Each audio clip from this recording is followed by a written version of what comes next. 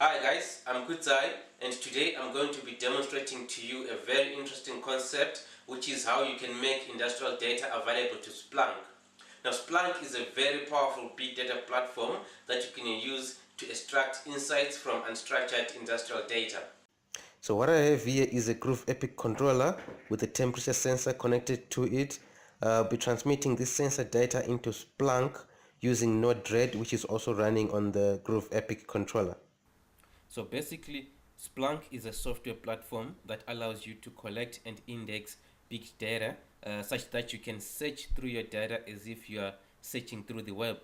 So as you can imagine, this is a very flexible way of identifying patterns and analyzing trends. So Splunk can be installed locally on premise, and optionally you can use a cloud hosted version of it depending on your requirements, of course.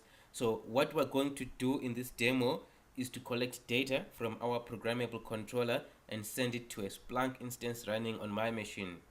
Now, how do we actually get data into Splunk? There are many ways to do it, but in our case we're going to use Splunk's HTTP event collector, otherwise known as HAC. So HAC allows us to send data from our controller via HTTP directly into Splunk instance on my PC. HAC can be implemented in a number of ways, including SDKs, etc. But since we have a powerful tool like Node-RED at our disposal, we're going to take advantage of that and use it as a platform for HAC to collect and ingest controller data into Splunk. But first of all, let's open up our Splunk and configure it to receive HTTP requests.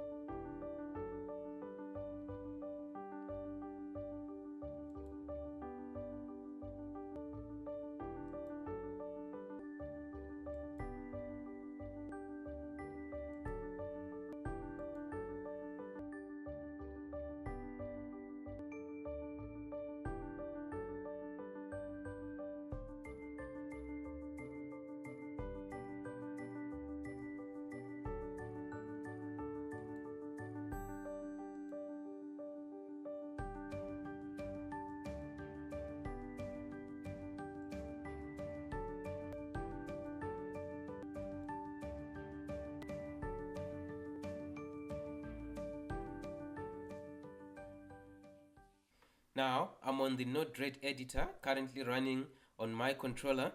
Here you'll see that I have a Node-RED flow that is reading temperature sensor data and sending it to Splunk via an HTTP post request. My message here is basically a JSON payload that includes the temperature value and the identity of the device.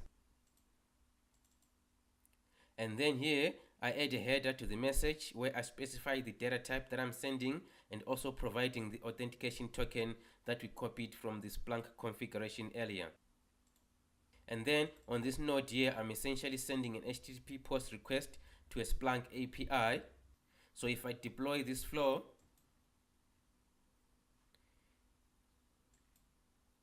the message is sent successfully. Now going back to Splunk, as I mentioned previously, the core of Splunk is its search processing language. So let us navigate to the search interface. So now here we can actually see our temperature data coming in as events. So a basic search would look like this.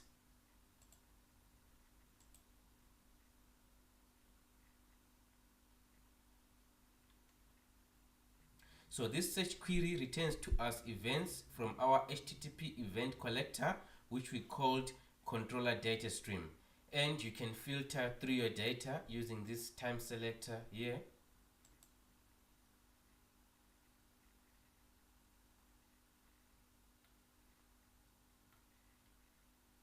And then I can also add a filter on my search bar where I want to get only the events where the temperature is less than 17.5 degrees Celsius.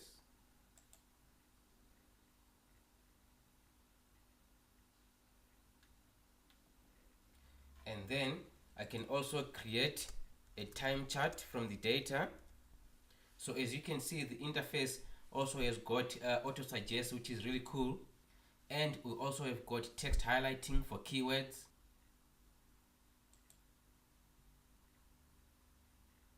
and then I can visualize the data. So obviously I don't have much data to go on with here, but the point is you can search through every kind of data using Splunk, because the data does not need to have a structure. The structure is actually created as you search through the data. You can create dashboards, alerts and reports, and you can also add more apps such as the machine learning toolkit for predictive maintenance.